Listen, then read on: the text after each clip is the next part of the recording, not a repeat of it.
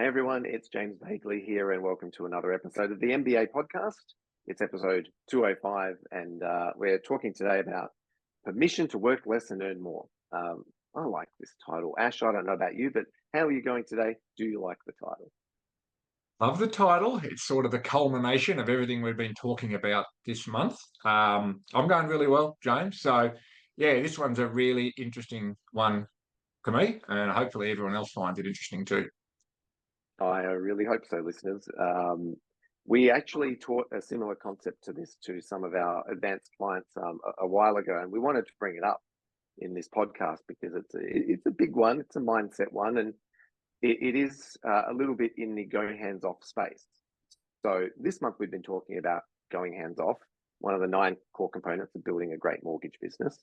And so you're thinking, oh, well, what has this got to do with going hands off? We've been talking about systems engineering, full hands off business, business building, and systems the last few weeks, Ash.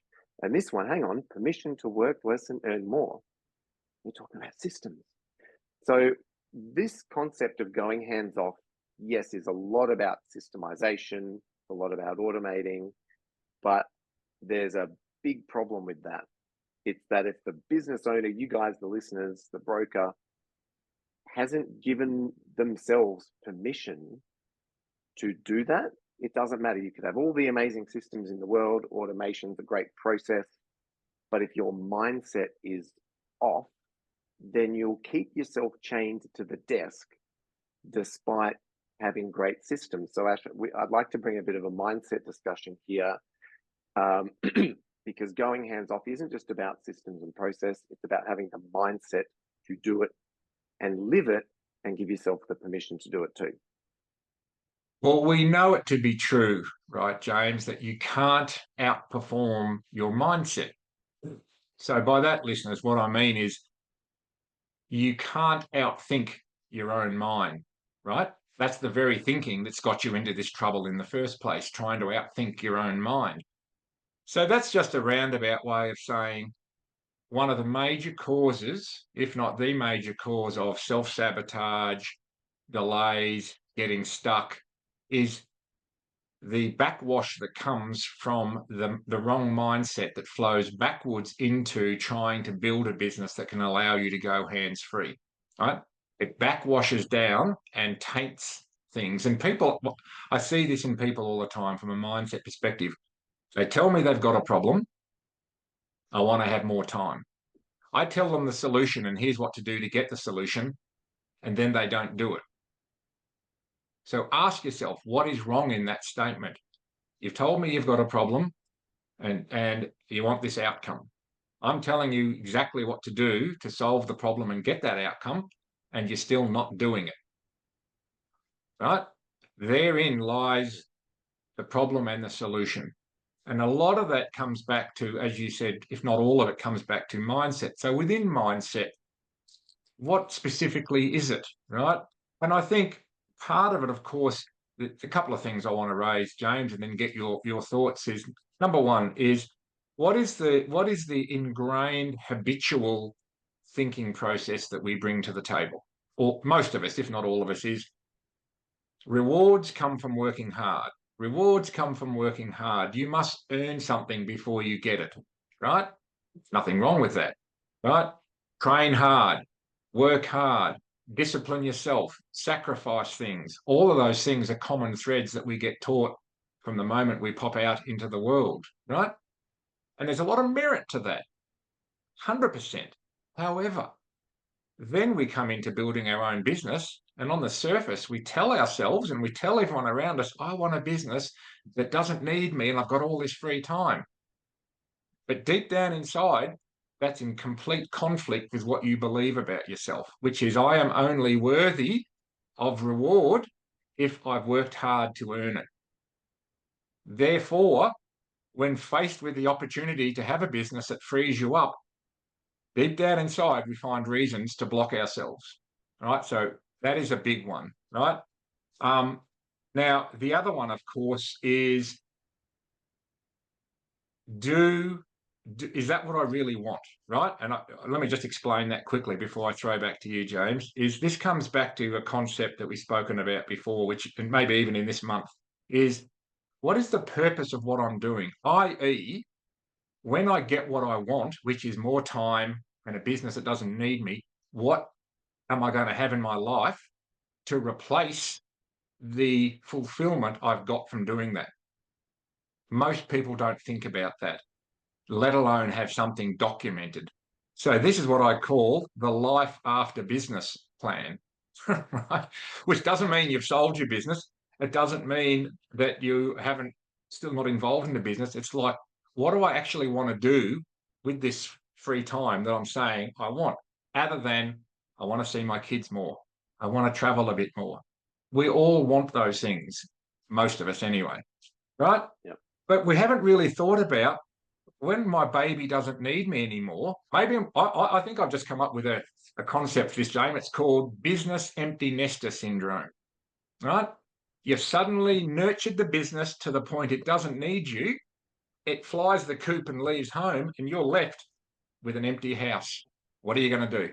And I really believe that sits behind a lot of the sabotage, a lot of the blocks, a lot of the delays and anxiety and stress that business owners bump up against when they're trying to go down this path. That's a great intro, Ash. And I should have warned our listeners at the start that this one kind of rolls pretty deep. But it's incredibly valuable because you're right. If you're self-sabotaging and you don't even realize, how do you can't build a business if you're sabotaging it. So a couple of concepts for our listeners that we talked about when we shared this with some of our clients, Ash. You know, permission to work less, earn more. Now, as we grow out a support team around us, you know, let's say we go from solo broker to support team, what happens? We actually give away a lot of the quote unquote grunt work, you know, data entry, compliance, putting notes together, researching deals, processing deals, waiting on hold to the bank, following up documents. You know, we sort of give away a lot of that work, don't we, when we're building a mortgage business out? And you know, that puts that broker at the front of the ship. I don't have to do admin anymore. I just get to see clients and do the stuff I love.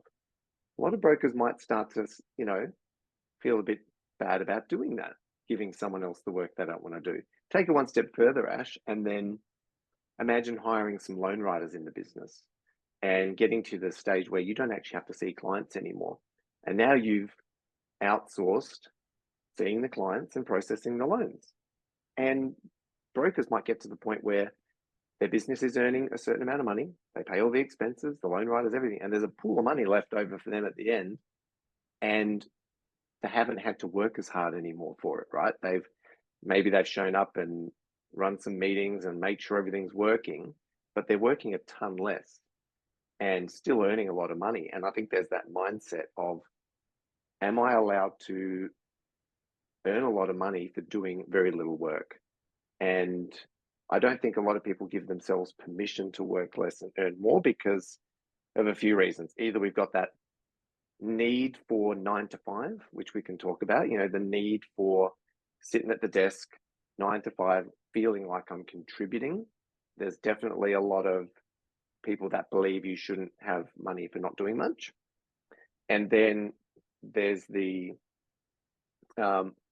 also the concept of, well, you've actually just given the work to other people. So there's two concepts, and maybe you can comment on them, Ash. One is I shouldn't have to work for nothing. No, I shouldn't be able to earn money for nothing.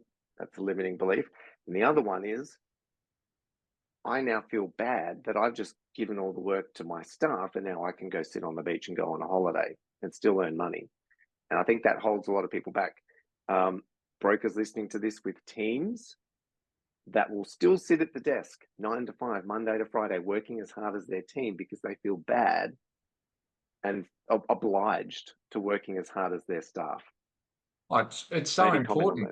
Oh, it's hugely important. But like absolutely almost the number one block, I reckon, for mortgage brokers wanting to transition from working for themselves to building a business is accepting the truth that I can make lots of money without working hard, because you come to the table with that. It's almost in your DNA.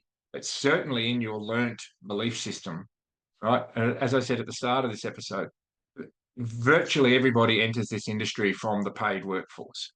There's very few that sell one business, take the proceeds and invest it into a mortgage broking business. That might change, and there's probably a few out there listening to this, but the vast majority come from a job and pursue broking as a pathway to self-determination, right? I work for myself. No one's going to tell me what to do. I can make money, etc., etc., etc. But deep down inside, you've got I call it the prisoner mentality, is because the one thing that we covet the most of getting into this industry is the thing that can kill us, and that's freedom, right? So we get trapped in the need to work within a structure that makes us feel good about ourselves, makes us feel as though we're contributing, it's connected to our self-worth. And don't deny it, listeners, right? We all carry that. We all carry these feeders into our self-worth. So there's a lot of work that you can do, and I do some of this work with our members and so forth, which is disconnecting what you do and how hard you work at doing it to your self-worth as a person.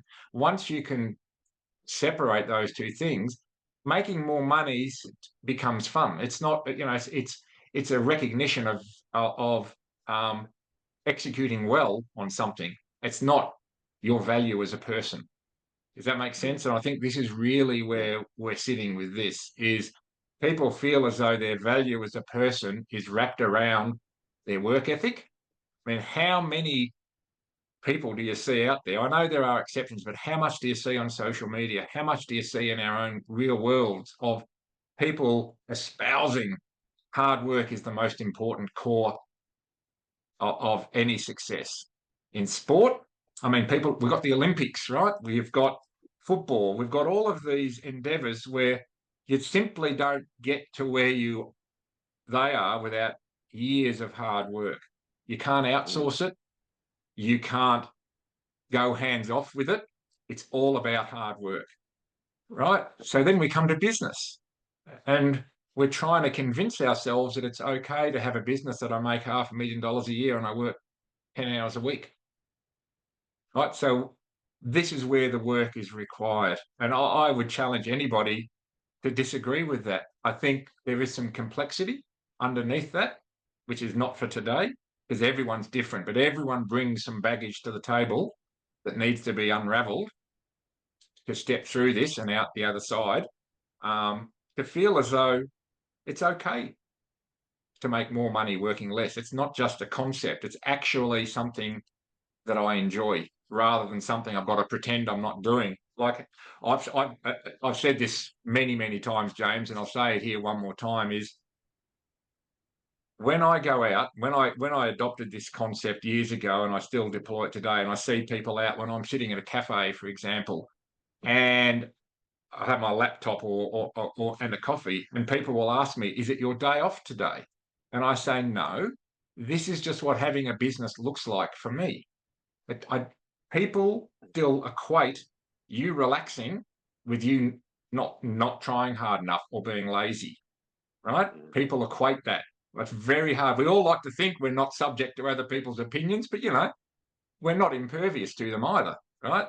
So all of these things are connected to why we tend to keep ourselves in that cocoon of showing up, working hard, being the hardest worker, being the first over the trenches so the team will follow, right? So you've really got to change your thinking. And then it's about educating your team. If I was to say, James, we talk about this a bit with ownership thinking. It's educating your team that the most value you can bring to the business is to have free time, so that you're not required to be pulling on all the oars of the boat. You're actually up on the bow of the boat with lots of time and freedom to look out into the future and make good decisions. So I think there's a fair bit there. So hopefully when people are listening to this, they can pick out what's important to them. Yeah, there's a lot to this, and it's certainly not the default for most people. Because this runs right back to when we're kids and how society works, and showing up every day and working hard. It runs very deep. It's something you have to work on getting comfortable with. You can either be the business owner and leader that runs into the trenches, like an army. Are you the general in the army that fights on the field with everybody else? Or are you the one that manages and inspires from afar? And it's quite interesting in that both of them can work incredibly well. Ash, we've all watched those movies where, the general, so to speak, is on the battlefield with the team. And they're inspired by that. And there's a lot of instances of watching incredibly inspiring leaders who don't step foot on the battlefield. So it completely depends. I want to give our listeners a challenge, Ash, because what we hear a lot when we deliver this work less, earn more is, no, but I love what I do. I want to work. I love doing what I do. I wouldn't give it up.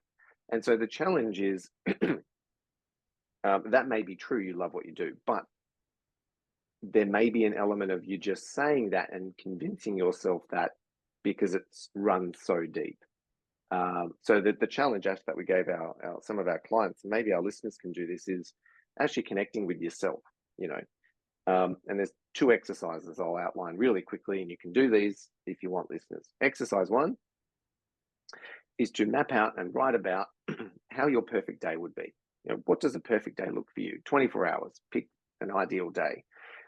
And the constraint is it's in your business. So, you're running your business. What does a perfect day look like? You can expand this if you like into a week and a month and a year as well. Now, exercise number 2, once you've done that, is okay, perfect day version 2. Similar 24 hours, but the constraint now is you're not allowed to work at all. No working. Even if you say, no, but I love doing what I'm doing. No work included. What would you do? And thinking about these 2 exercises often reveals things you would like to have in your life and hope and dream to have in your life, and flexibility and blah blah blah. And when we ran this with our leaders, actually, it resulted in a lot of aha moments about, maybe I can start to have elements of that dream life sooner rather than later. It's obviously a bit more complex than that, but it's an interesting thought exercise. So that's what I'd like our listeners to do if they're up for the challenge. But, in reality, working through this is pretty deep. So for the purpose of the podcast, we wanted to just bring it up in terms of the concept. That's a great line to draw under this, because it's fairly deep, but it's important. And the fact that it's deep and important is probably why most people avoid it. So hopefully, at the very least, what we've done is trigger thinking. And I think the takeaway from this episode, your exercise, James, perfect exercise. It's a thinking exercise to start getting your thinking about in a different way, right, in advance of getting there. So I think that's a great exercise to take away from this discussion. 100%. Yeah. So, listeners, listen to this one again. Think carefully about it, because it could be holding you back from ultimately stepping further into going hands off and enjoying more of your life now. And look, if you want any help with this, of course, give us a buzz, reach out. Let's have a conversation about helping you build the business that you like with your lifestyle. So it's been fun, Ash, as always. We got one more wrapping up the month next week. It'll be a little bit different, so stay tuned. But otherwise, listeners, I'll see you next week. And until next time, stay cool. Well, James, see you next week.